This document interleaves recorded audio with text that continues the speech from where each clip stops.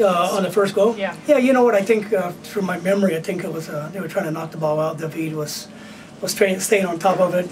He ended up getting the ball without any defending support. So he went in and scored a great goal on it, but I think it was probably intended to clear it out, but he deflected off him and stayed in play. Right. Just your overall assessment. It looked like, you know, the Fire was attacking you late in the first half and they ran out of gas in the second half. I mean, what's your saying the take? Fire? Yeah. Yeah, you know what, I think there's a lot of pressure on both teams. Yeah. You know, and sometimes the pressure at home is great. Mm-hmm. We felt that last week against LA. You know, you just want to win so bad, you want to get the point so bad, and there's a lot of pressure. I thought we started off really quite well, and I think the Fire loosened up a little bit or relaxed a little bit once we got the lead. You know, it was kind of, and you can remember the couple of chances that you all had, especially, you know, Bannister in front of the goal, and that's a harder goal to miss than it is to make. Yeah, but you know, it was just kind of the way the ball was falling for the Fire, and as the game went on, you know, we just kind of regrouped a little bit. I thought there were a couple of calls that could have gone either way that were game difference makers, but at the same time, we feel like we should have won the game. Why? Because we were winning. So we let a team come back and tie us. You know, from a coach's point of view, you know, I think there were some great opportunities that the Fire probably should have put away. Any positives you can take away from the game today? For us? Yeah, yeah, absolutely. Point on the road. Anytime you get a point on the road, I think it's fantastic, and then you can sneak a few off like we did at Houston, and then you got to win at home. You know, and right now, personally, I'm walking away with, yeah, would love to have won this game. You know, maybe a 1-0 game could have worked out for us. I think Breckshay went through and scored a goal. He was called offside. I'm not real sure about that one, but at the same time, to get a point here against what I consider a really pretty good team. I mean, look at the guys coming off the bench, how talented they are. You got John, you got Papa. I mean, there's a lot of talent on this team, and I think once they click and the ball bounces right for them, I think they'll be good. For us, it's a point. We walk away with an attitude that we got a home game, and we got to keep finding ways to get points. Any update on Dax McCarthy? No, you know, I think it may have just been a blow to the kidney. You know, and if you ever talked to anybody, you personally ever had a kidney stone or anything like that, it's really quite painful. And I think he, you know, nothing intentional, but I think he ended up getting an elbow into the kidney, and then all of a sudden, you know, he couldn't get it back. So we're doing more tests with him and probably have him out for a while.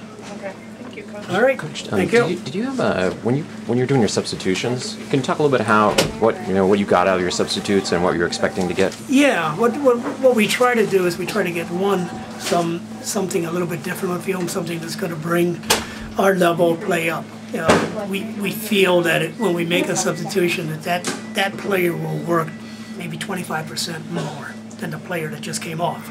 But that's not what this game's all about. It's about, you know, contributing to the team efforts. I thought that Atiba was doing a very good job. I thought Conde had a real handful with him, but then I didn't know if Jeff was getting enough of the defending responsibility on the flank midfield. So that was an easy sub for us, bringing Jeff out and then putting Atiba back and bringing Heath Pierce on, who, you know, needed a game because he just didn't make the national team. And then, of course, Bruno went in for Dax with the injury. That was probably not a move we had planned.